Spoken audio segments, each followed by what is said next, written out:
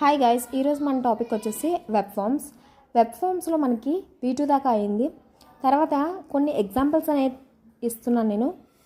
Example 1లో చూసుకునేసరికి teach, taught, teaching, teachers.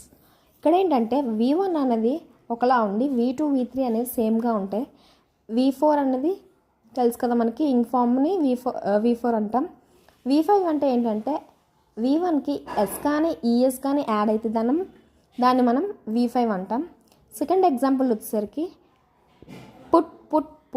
Putting, puts.